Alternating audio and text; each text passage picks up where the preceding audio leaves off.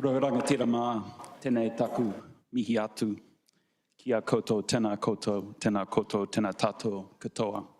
Welcome, distinguished guests, those here in person and those who are attending remotely online via Zoom.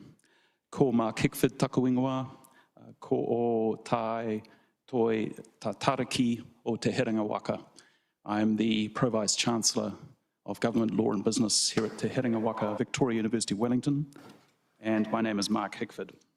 It is my distinct privilege to welcome you all to this Tax on Tuesdays event, hosted by the Child Poverty Action Group, the Institute for Governance and Policy Studies of Victoria University, Wellington, and Tax Justice Aotearoa. We are honoured to have as our guest speaker the Honourable David Parker in his capacity as the Minister of Revenue, and not, I have to say, in the many other responsibilities he has the obligations of discharging in the current government. To that end, he will speak on the questions of shining a light on the unfairness in the taxation system.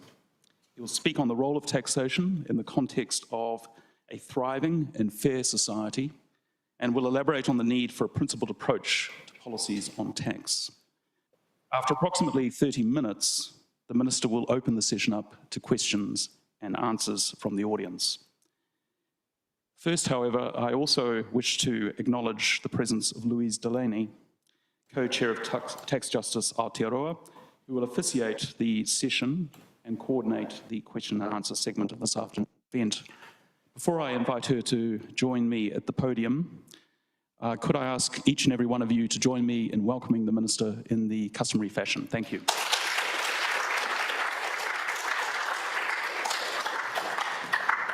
I'm now very grateful to call upon Louise. Thank you.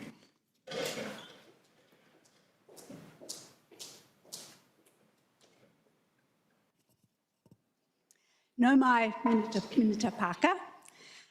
Tēnā rawe atu koe, Professor Mark Hickford. Tēnā koutou katoa. Ko Louise Delaney aho, nā Tax Justice Aotearoa, and yes, I am chairing the meeting. I welcome you all, and thank you very much. Most of you, we have a big room, and so social distancing and physical distancing is really very easy, so that is great. We are, of course, extremely grateful to you, Minister, for coming along to talk about tax fairness, absolute centre of Tax Justice Aotearoa's kaupapa. So we're really, very, very keen to hear what you have to say. We've got lots of people here today, some of course and mostly remotely, about 200 registrations, which is fantastic. And so people are aware very much, I think, of the importance of tax in our society today. Possibly they should become a little bit more aware, but you know, what there is really fantastic. We do, of course, have people attending by Zoom, and they will be relaying their questions by the chat function. So please remember that, Zoom attendees, don't try and put your hand up, we simply won't be able to see you. Please note as well that the meeting will be recorded. We welcome also members of the press, so thank you very much for coming along. Just a couple of notes on the familiar topic of emergencies. The loos are down the hall, and exit for emergency purposes is you turn left when you go out here, outside, and on the opposite side of the street. In the event of an earthquake, of course, the usual rules apply. I think that's all. The Minister will, of course, need to go promptly at 1:30. Media people are welcome to stay a little bit longer, and of course, do feel free to interview any willing member of Tax Justice Aotearoa, in particular our Director, our Chair, Glenn, who is just over there. Thanks very much, Minister, and over to you. I'll turn that one off.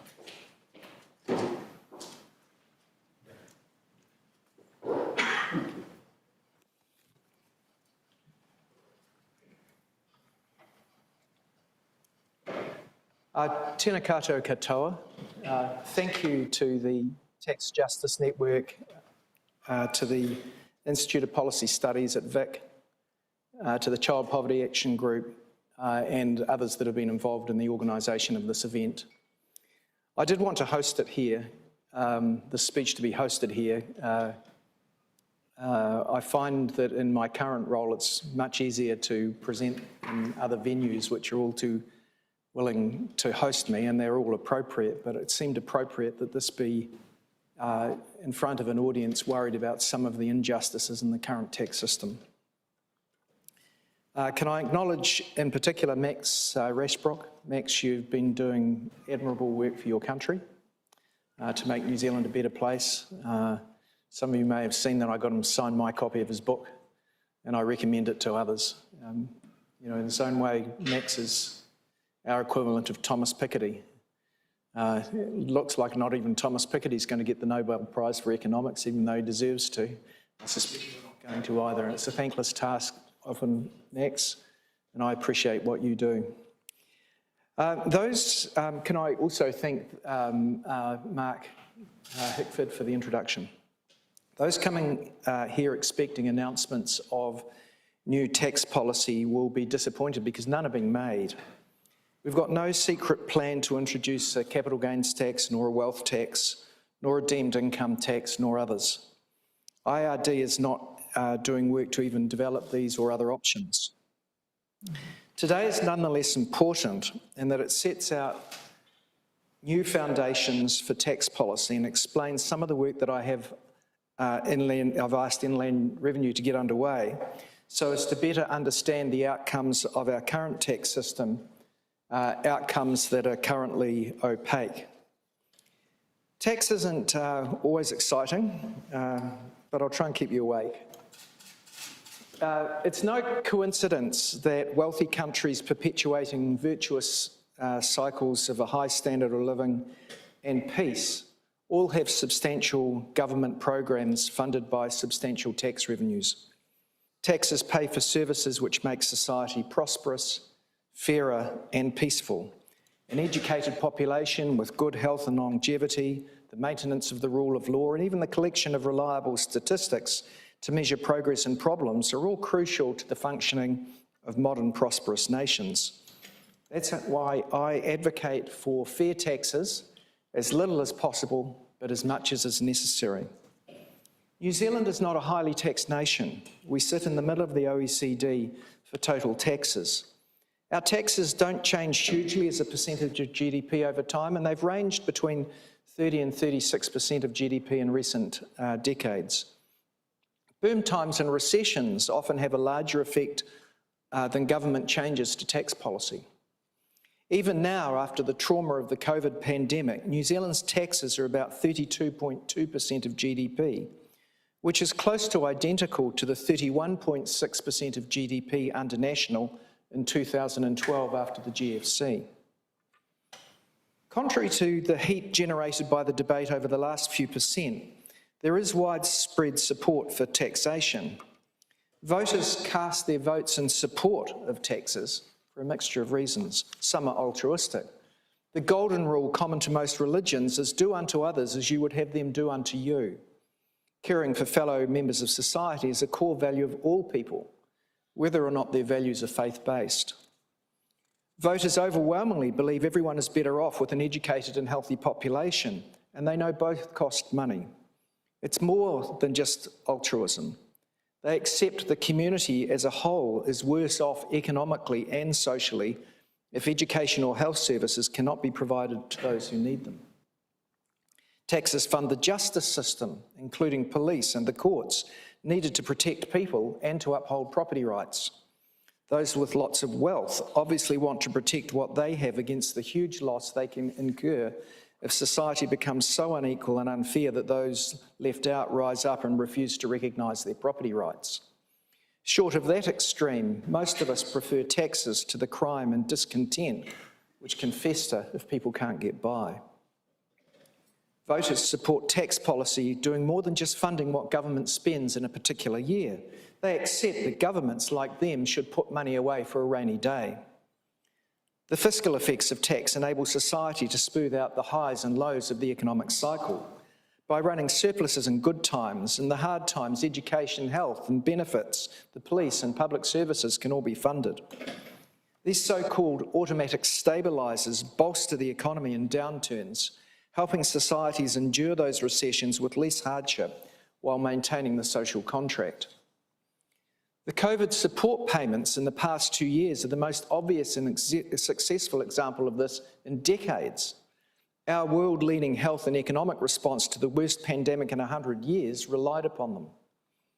So the dark cloud of COVID has had an unexpected silver lining. Public and media attitudes towards the importance of those occupations that have been traditionally relatively low paid have moved. It's underscored our reliance as a society on others, not only our nurses and doctors in our health services, but our supermarket workers, our cleaners, our farm workers, those who provide essential infrastructure from border workers to rubbish collectors, bus and truck drivers. Our reliance on each other was clear.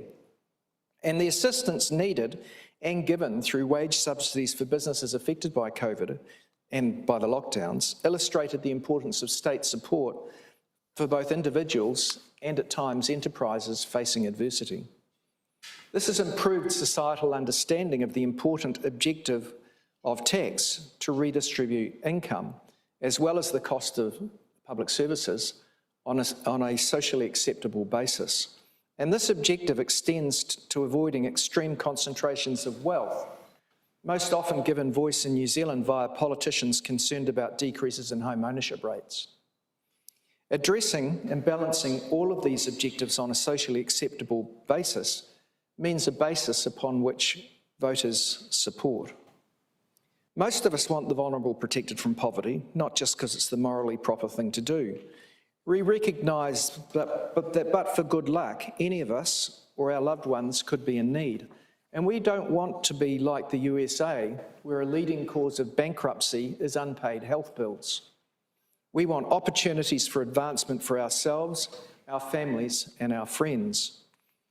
Voters also want a tax system that makes the economy stronger. This is more often than not a major theme of every election. When asked what the most important topic to voters at election time, Bill Clinton famously summed it up. It's the economy, stupid. Voters understand that, at least at a general level, tax shapes the economy.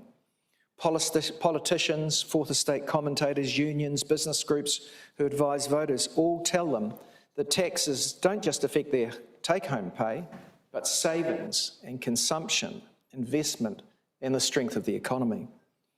Taxes affect investment returns, and bad laws can distort investment into speculative asset classes rather than enhancing investment in the productive sectors that create jobs and in exports.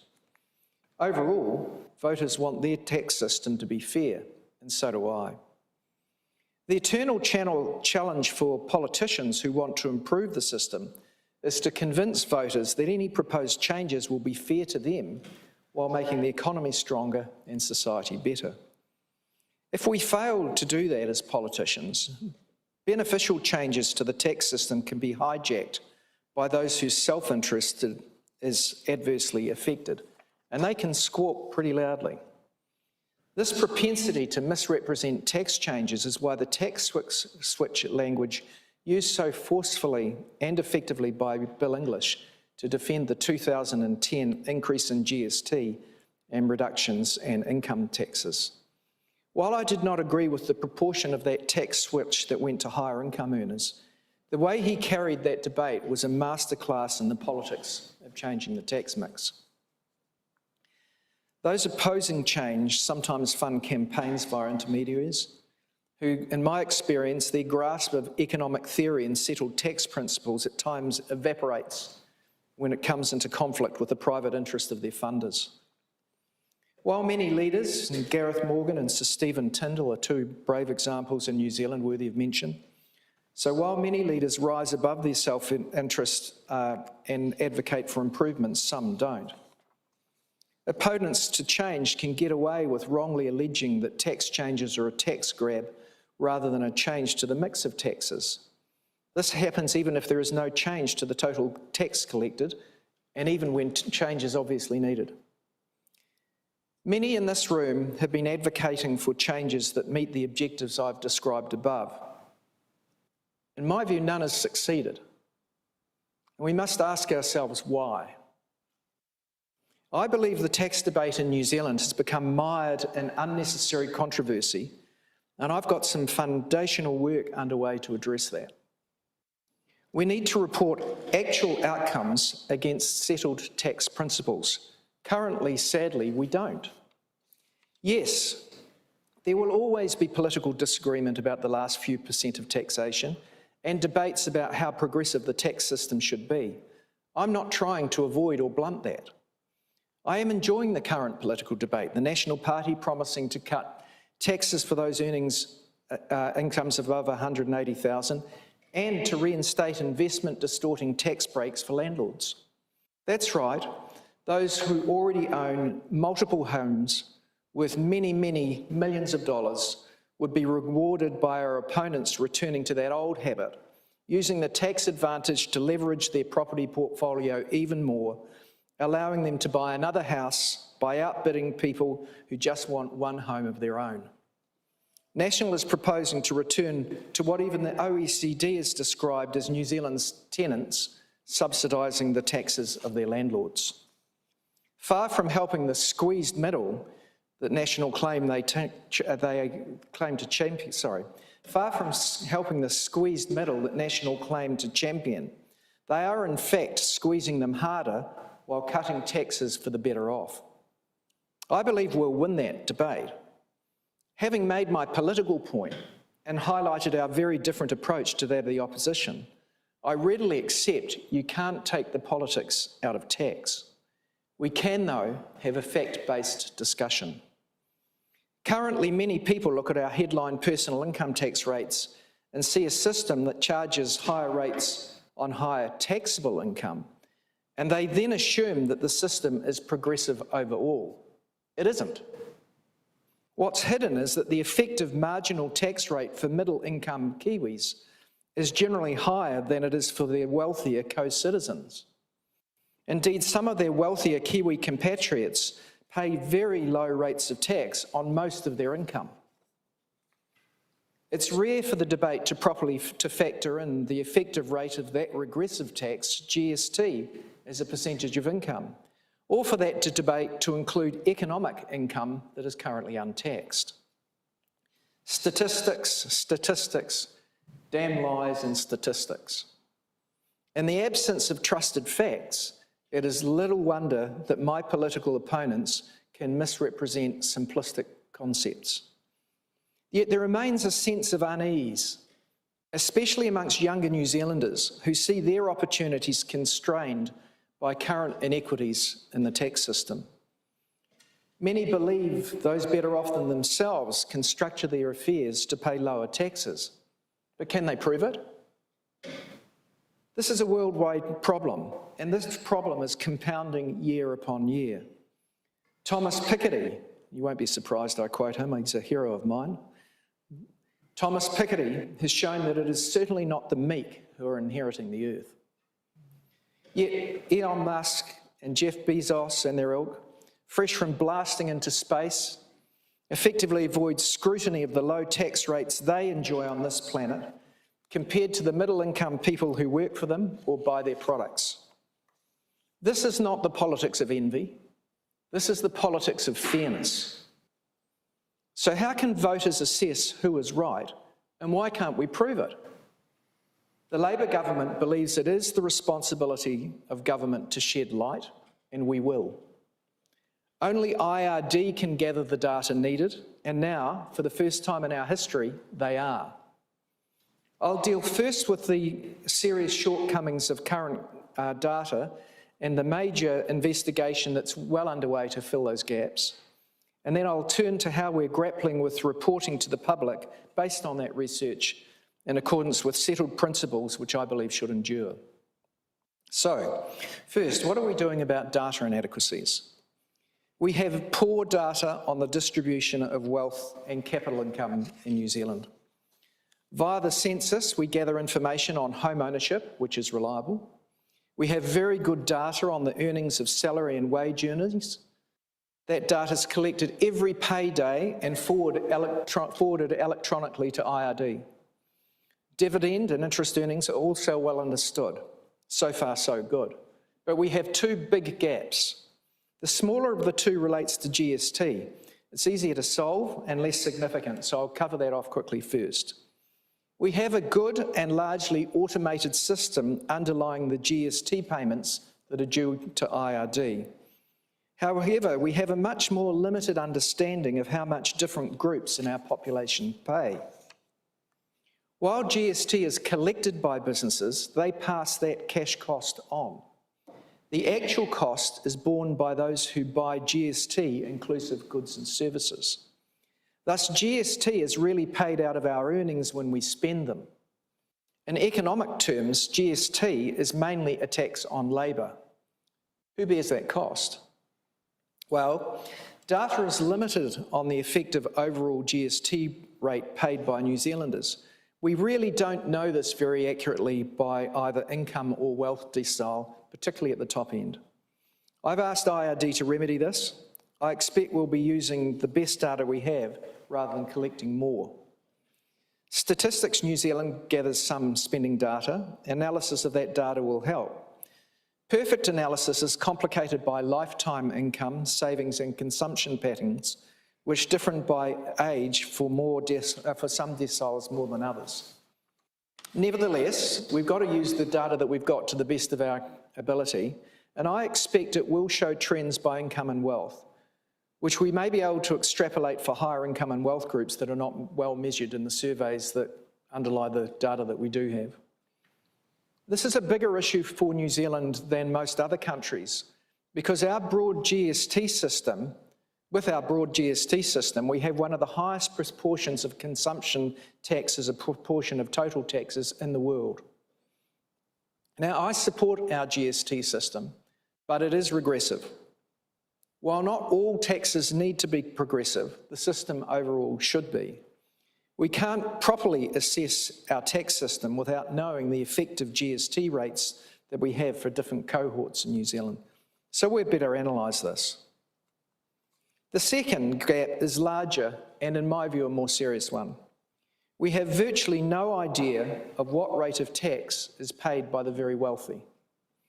As wealth concentrates into the hands of an ever smaller cohort at the very top, more and more of their income and a greater proportion of national income is represented by returns on capital. How much this amounts to and how much of it is taxed or untaxed is currently unknown in New Zealand. Our statistics are worse than Australia's and Europe's. Our rough measure of net assets suggests that outside the family home, 65% of all wealth is held by the top 10%. In fact, it could be that more than 2/3 of all financial assets are held by the top 5%, with most of that concentrated in the top few percent. I said that the 65% held by the top 10% is a rough measure because it is undoubtedly an underestimate based on the Household Economics Survey, which has severe limitations at the top. Until recent years, most people thought the Household Economics Survey was pretty reliable. In fact, it's close to useless in disclosing the wealth or income of the top few percent. In Capital in the 21st Century, Thomas Piketty made the point that countries that rely on surveys and don't actively monitor the affairs of the very wealthy have greater wealth inequality. He explained that survey measures of wealth don't work at the top end because survey questions are too general to burrow into the multiple and complex discretionary trust and private company legal structures used by the very wealthy. Questions don't delve into capital income. Valuation methodologies are inconsistent. And at the top end, there is a propensity to understate when making disclosures to government agencies. When I delved into our survey measure, we proved that the highest net worth ever surveyed in the Household Economics Survey was $20 million. That's right. The NBR Rich List is a better data set than the official statistics. I was not surprised, but I was still shocked. A 20 million max? Really? How come in a country with billionaires, our data set used for policy purposes effectively ignored the wealthiest? It's not out by a factor of 10. That would be huge in itself.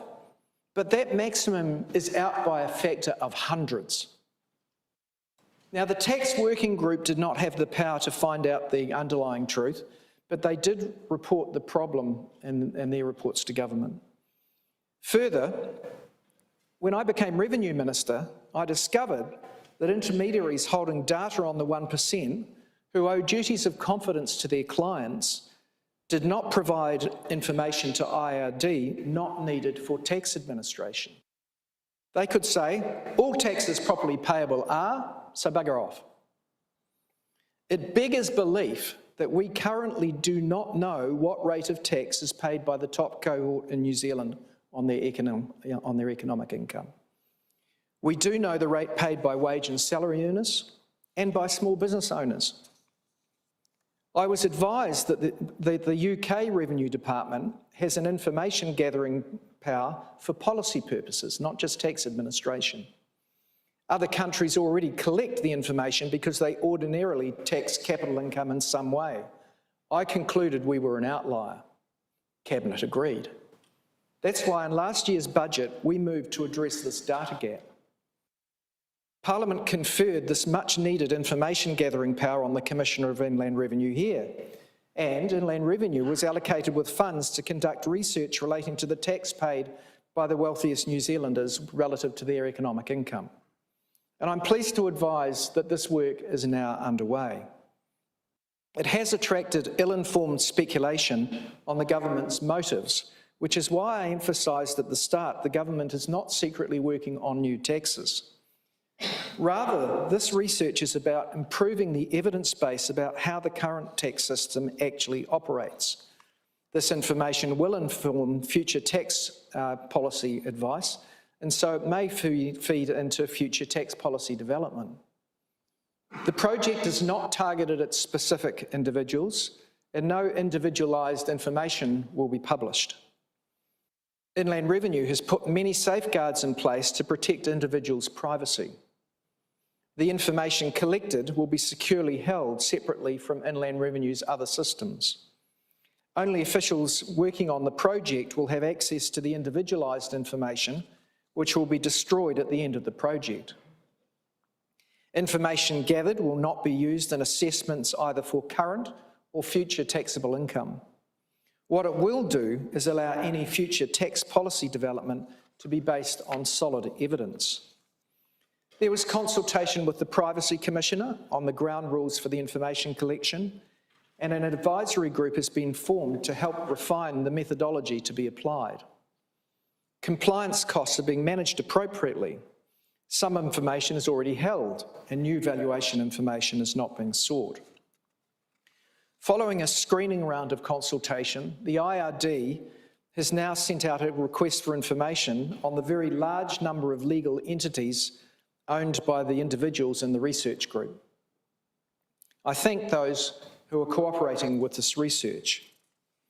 I admire the creativity and the energy of our successful business people. I've worked with many of them over the decades, and I respect the role they play. But I believe we should all pay our fair share. While we already have evidence that the wealthy pay lower rates of tax than middle income earners, no one can tell you how much lower the effective tax rate is. Until we have a more accurate picture about how much tax the very wealthy pay relative to their full economic income, we can't honestly say that our tax system is fair.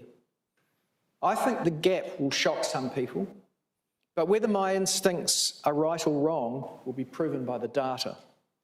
It will mean that in the future, our tax policy advice is better informed, whatever the political stripe of the government of the day. This leads to the second leg of the double. How should we use this data? Put another way, what principles should we assess tax policy against? I just about made tax sexy there, for those that didn't notice. The Tax Principles Act. I think we need a route to enable improvements in our tax system, and a Tax Principles Act will work. It surprises some who witness the heat of tax debates that there's widespread agreement about the core principles. These are long settled. Adam Smith, in his 1776 book, The Wealth of Nations, laid out 4 maxims that still apply. Successive tax inquiries over many decades in New Zealand and in similar countries overseas have all enunciated similar principles. The 1982 McCaw Review in New Zealand, the 2001 MacLeod Review, the more recent 2019 report of the Tax Working Group. In Australia, the 2010 Henry Tax Review, and in the UK, the 2011 Murley's report. They all endorse the same principles based in that most core value of New Zealand, fairness.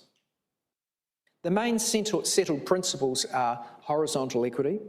Those in equivalent economic positions should pay the same amount of tax. Vertical equity, including some degree of overall progressivity in the rate of tax paid. Administrative efficiency for both taxpayers and inland revenue. And the minimisation of tax-induced distortions to investment and the economy. New Zealand is renowned for our fiscal responsibility legislation and reporting act, now in the Public Finance Act. It's served us well. So do reporting frameworks for child poverty and climate change. In all these areas, we know what direction our country is headed, enabling voters to judge against promises made. I find it anomalous that for the most core of government functions, the collection of tax, we have no equivalent. Little wonder our debate is so easily sidetracked by opinion and conjecture. Political parties will genuinely disagree as to how to best apply tax principles, and voters need to assess their proposals. A reporting framework will help both. Our proposal is to require officials to periodically report to ministers or the government about the operation of the tax system using the principles as the basis for their reporting. As to how these or other principles are expressed, we seek something that New Zealanders of all stripes can see value in retaining and protecting. They need to be clear enough to avoid ambiguity without determining outcomes that are political. In New Zealand, we have the advantage of a number of previous tax inquiries. The advice they prepared can be drawn upon as to what could be widely accepted tax principles for New Zealand. Now, lots of people have strong views on what tax policy should seek to uphold. Many hold opposing views. The trick will be to find that higher level common ground from which information can be reported and upon which the debate can be had. Currently, the project is in its early stages, and I'm discussing this with officials in the Treasury and IRD. An important stage of the project will be wide public consultation on the proposed principles and the reporting framework, and we'll be doing that around the middle of this year, and I hope you'll share your views. While the Public Finance and Child Poverty Reduction Acts require the government and officials to report on specific issues within a legislative framework, the approaches which they take differ. Where the Public Finance Act requires the government to prepare financial information according to widely accepted accounting measures which develop over time, the Child Poverty Reduction Act's reporting measures are closely prescribed within the legislation itself. In the context of a tax principles statutory reporting framework, this could mean a set of high-level general principles in the legislation, with a legislated requirement for the government to issue a guiding statement setting out its views on the development of tax policy. Tax policy officials could be required to independently report information relevant to those tax principles. It could also entail more detailed principles and defined measures in legislation, with officials reporting according to those defined criteria with a focus on the data or the controversies of the day. For example, it could require officials to report on the progressivity of the tax system. Not whether it should be more or less, just what it is. I will be reporting closely with officials to develop an appropriate methodology. A bill will then be introduced to bring these into effect and set up the reporting requirements. I'd like to see these principles enacted in a bill before the end of this current parliamentary term. If Parliament passes it, the Tax Principles Act will take its place alongside the Tax Administration Act and other revenue acts to create the tax system that New Zealanders can understand and be proud of. I believe these two projects are important. They will result in a stronger economy, a fairer tax system, and a better New Zealand. I very much appreciate the time that you've taken to come here today. Thank you, and I'm happy to answer some questions.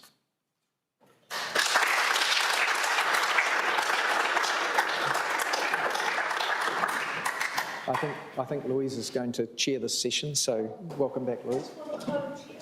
Oh, it's very modern. We also have principals coming in via Zoom. Well, with something like often, we'll give you the first person to put up their hand. I beg your pardon. We'll go to this person first, and then we'll take from Zoom. Is that okay? All right. Okay, could I remind you, please, to say your name and where you're from, roughly? Kia ora, my name's Simon Lewis. My observation is that Labour is very good at talking the talk, but when it comes to concrete measures, they fall far short. And I suggest that your wild goose chase for more information is a complete waste of time, because we had the tax working group which came out with a unanimous decision to introduce a capital gains tax, and you completely ignored it. We still have all the building blocks of neoliberalism, like no inheritance tax, no wealth tax, no gift tax, and so on. I think that you're just basically wasting your time, and the goal of trying to get a fairer and equal society is just gone by the board. Well, I'm sorry you feel you've wasted your time coming along. I haven't wasted my time coming along. Just in terms of the delivery point, I obviously can't let that pass without reacting to it. You know, when we came to office in the midst of a housing crisis, 10,000 houses per annum were being built in Auckland, 20,000 per annum are being built. To bring that about has required a really sophisticated change in tax rules, funding of infrastructure, planning rules, new national policy statements under the RMA, but it's worked to double housing output. So it's not true that we have failed to deliver. The other one that our political opponents have a crack on is mental health services, community-based mental health services, which was what our promise was to improve, are available in a way that has never been available in New Zealand, and good progress is being made there. In terms of our inability to deliver a capital gains tax following the tax working group, you'll be aware that we couldn't get the parliamentary votes to get that across the line, and that's why it failed. Thanks very much. I don't know actually if the tax working group was 100% unanimous in their recommendations, although I certainly supported them, but yes, they weren't.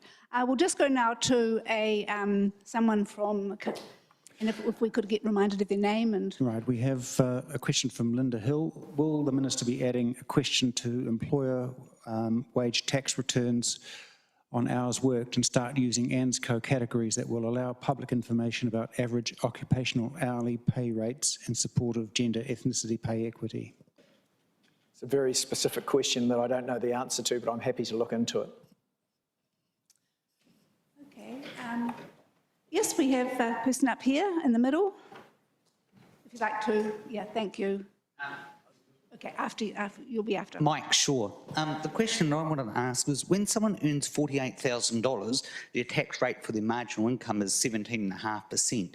When they earn $1 more, their tax rate increases by 71% to 30%. How do you see that working? Well, the first point I would make is that there is a common misunderstanding amongst many that when that change to income threshold happens, that every dollar that they have earned is taxed at the higher rate. That is not the case. And the person that owns $1 more pays a few cents extra on the next dollar earned.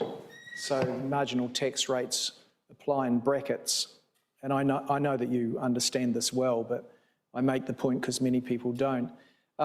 Your question is what, if I could restate it, is what do I think of the progressivity of existent tax steps and that income threshold? Well, actually, I'm not here to talk about that. And I really don't want to get sidetracked into it, because what I'm trying to do here is actually make the point that there's lots of income that isn't taxed at all, but we don't know how much that income is, and we don't know what the effective tax rate is. And that's a bigger issue for me. Thank you. Yes? Right, I'm Jeff Bertram. Your 4 principles that you've enunciated are all cross-sectional. That is, at a particular point in time, you're looking at horizontal, vertical equity and administrative simplicity and so on. It seems to me that what's missing is an intertemporal dimension. A what? An intertemporal, over time. Yeah. To look at particularly things like inheritance and gifts, that is wealth transfers, which perpetuate wealth inequality through time. And I'm hoping that your investigative exercise will indeed throw up more information about the size of inheritance and the extent to which we are transmitting wealth from the current wealth cohort, which may well be filled with your worthy business people, to their inheritors who may very well not be similarly deserving.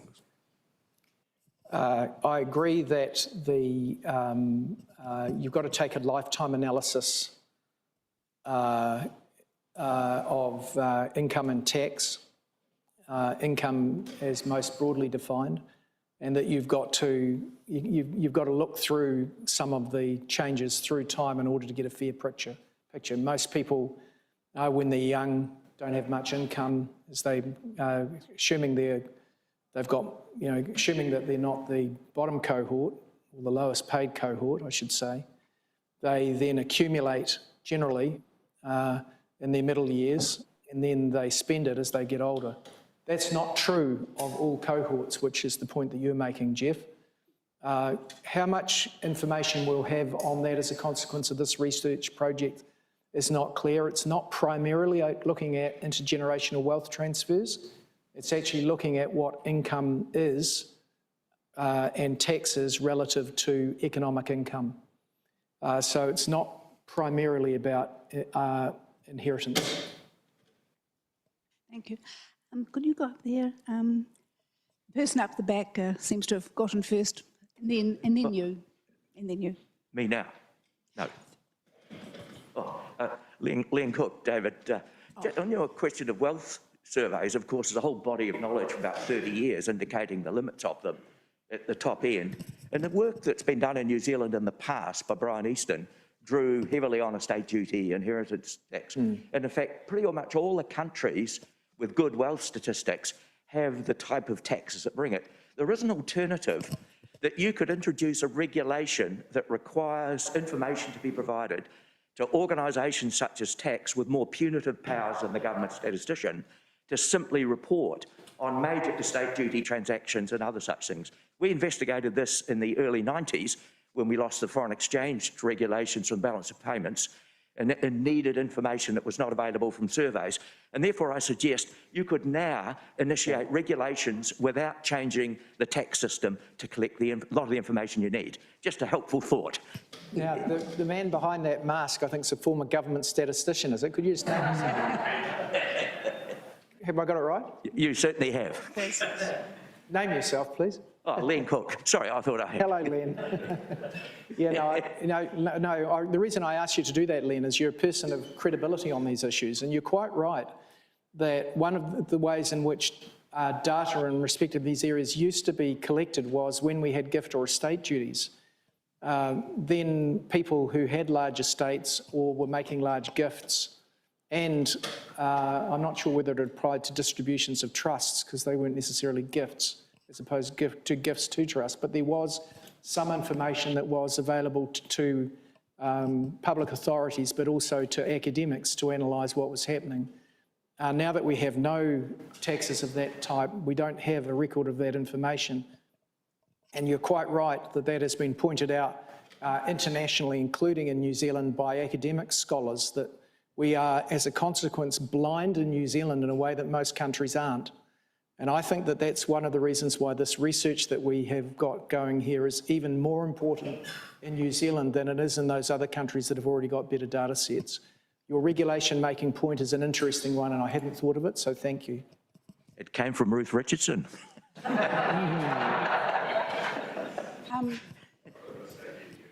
Yes, President. Joe, the lady at the top. Hello, can you hear me? My name is Grace Tualolele. I'm an economics or public policy student.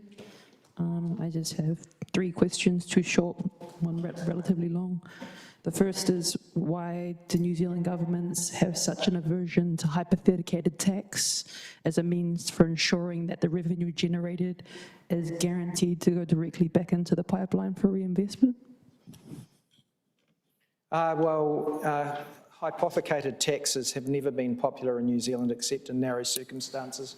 We do have some hypothecated taxes. The taxes that we collect through road user charges and excise duty do go back into road and into transport services, including roads and public transport.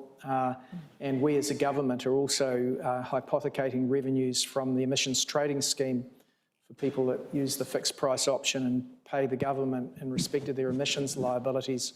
We're moving towards using those funds for those purposes. Beyond that, there are limits to the utility of hypothecated taxes, and we don't have a history of them in New Zealand. Go back, way back when, we actually used to have a hypothecated tax for the equivalent of superannuation back in the day, but that's more than half a century ago.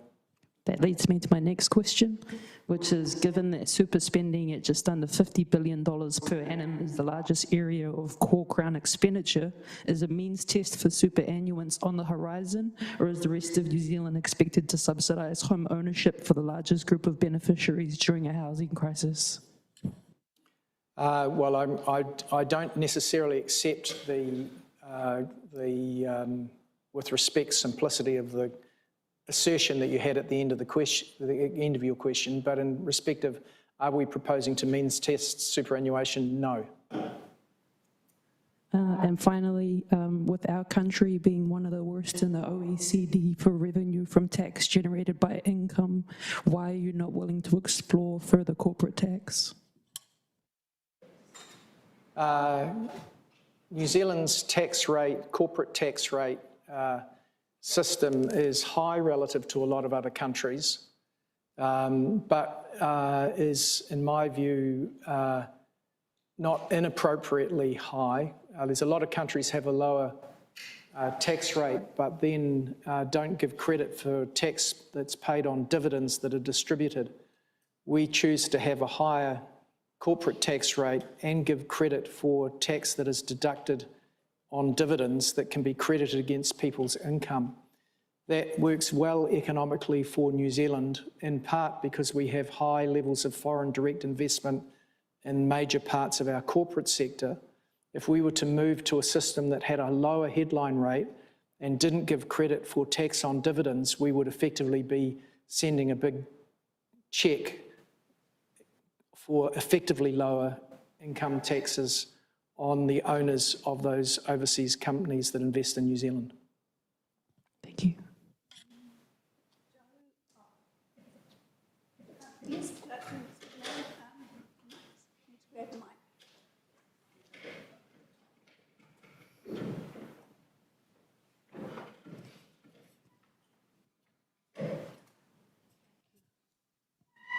My name is Jackie Chong. I have a question on tax, health and planning. I believe the tax collected support the health system. In the recent years, we have COVID-19 pandemic, and then the extra expenses like vaccination, PCR tests, IAT tests, and all that. All this money come from the reserve where we have a contingency plan to pay for emergency problem like pandemic, or is unplanned? During the COVID pandemic, the government has run a government deficit, as the last government did actually post the global financial crisis. So that's normal when you have a crisis that you effectively dip into your reserves, borrow some money and repay it again in the future. So in order to get through the pandemic, we have borrowed money in New Zealand. I think virtually every country in the world has. Thank you. Perhaps we can invite. Yeah, thanks, Minister, for the speech. Thanks for the kind words. And you are, Max? Max Rammond, sorry, yes. A question, I guess, about the effectiveness of reporting frameworks. You cited both the Public Finance Act, which is embedded and probably has changed political debate. On the other hand, the reporting requirements on child poverty, aren't well understood. I don't think have affected debate very much, and the equivalents in the UK were certainly very easily repealed by a Conservative administration. Do you have a sense of what would make what we want to do with the Tax Principles Act? What would make it effective? Why would it become embedded? How would it change discourse? How would it not just be done away with quite easily by another administration? Well, you can never guarantee that it won't be. That's the eternal nature of parliamentary democracies, is that laws can always be changed by the next government. But you do hope that if policy is, or reporting frameworks are grounded in good public policy, they'll endure. I actually disagree with you on the child poverty targets. We would, at the moment, our feet would be being held to the fire by the opposition if those targets in the legislation were not being largely met.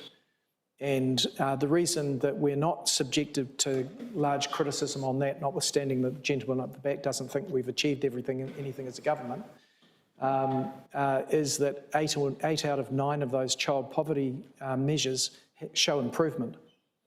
Now, I think those measures will endure, in part because we obtained a parliamentary majority, not just through our own votes, but because we got the opposition to vote for them. So they're likely to endure.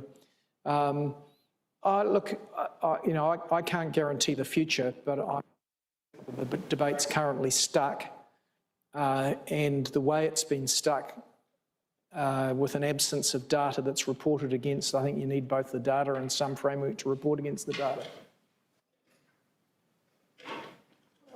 If the chair could have a possibility of a question herself. Sure. And then we'll come to you. In fact, I've got 2 questions, but I might. My first is that the principles that you've enunciated are, as you say, well known, really sensible, really great.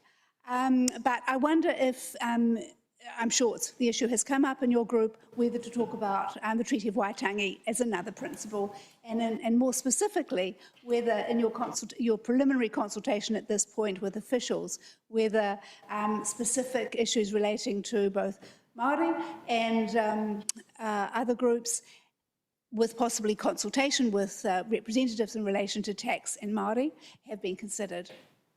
Well, we'll consult with everyone, and everyone means everyone, including Maori. Look, I don't think you need a treaty clause in tax principles legislation in order to get better outcomes. And if your question was, do I think it's fair that Maori are overrepresented in lower income and wealth deciles? No. Would this information reporting highlight that? Probably. And should it? Yes.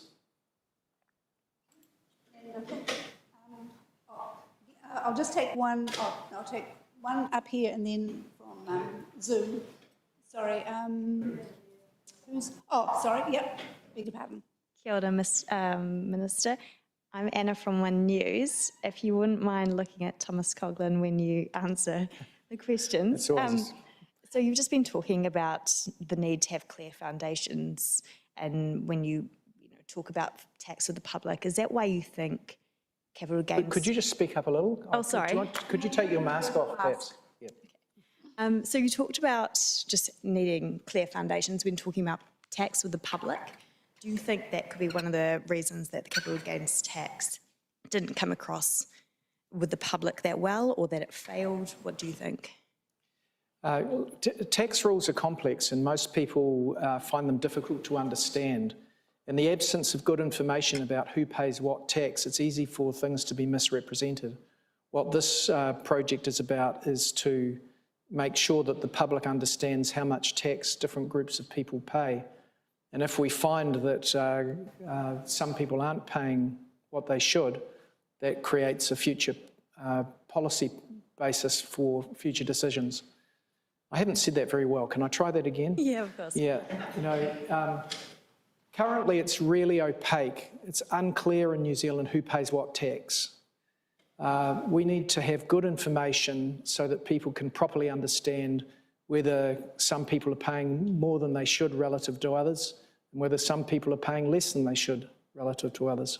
And just Do nothing about it. And just on what you said about Sir Bill English being able to sell unpopular tax, well, how much pressure does that put on you in having to, be a good salesperson in this? Well, this isn't actually about a sales pitch for new taxes because we're not planning any. And we've emphasised that again today. It's trying to provide information to the public as to who is and isn't paying tax. Thank you. After you, but we'll just go first to you. We have a question from Dougal McTavish. Would accounting for emissions inside the tax system be a practical and reliable way to profile and monitor our progress to a low carbon economy? Not through the income tax system. Emissions pricing is very important to encourage people to invest in lower emission forms of production, and to change the signal that we all receive when we're choosing to buy products that either have high or lower emissions.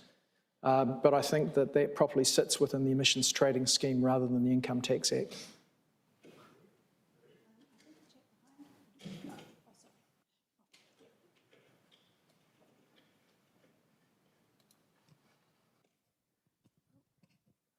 Kia ora, Annika from RNZ.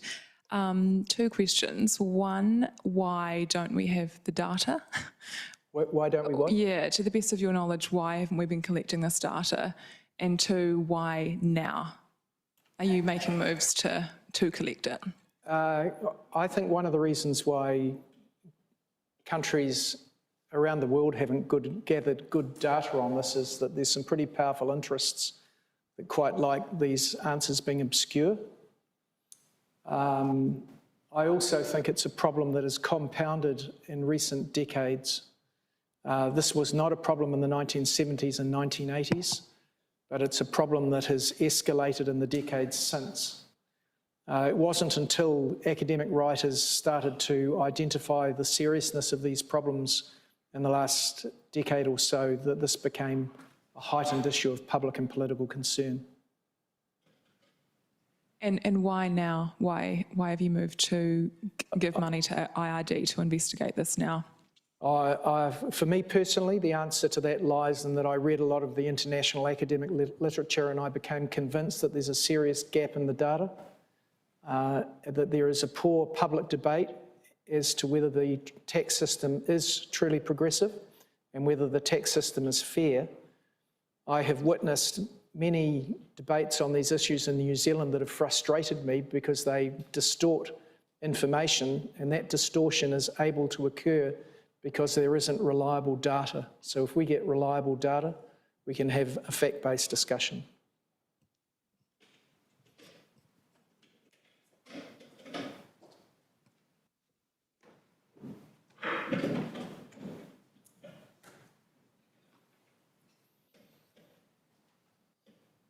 Kia ora, and thank you, Minister. My name's Russell Tregoning.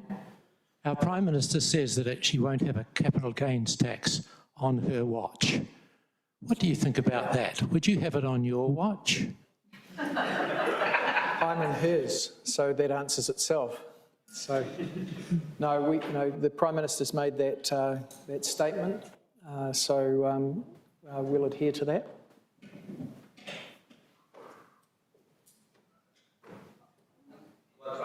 So, if there's not going to be a capital gains tax, what do you think? Because let's assume that this review of higher wealth comes out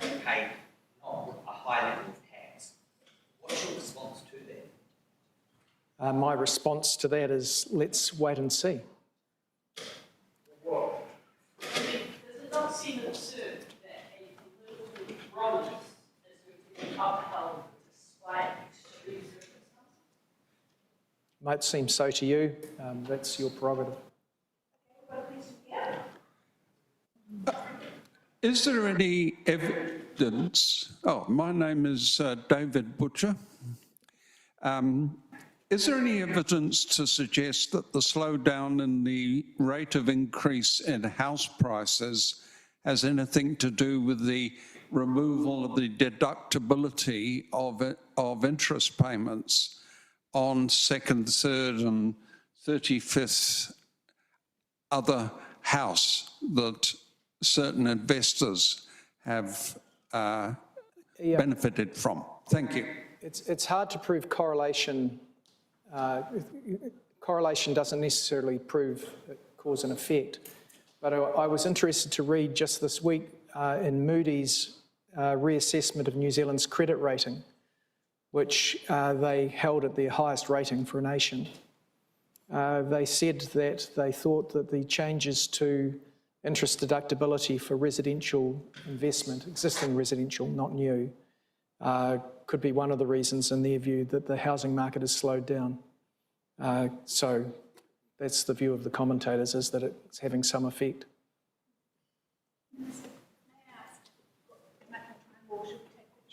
Yep. Let's go for another 5 minutes.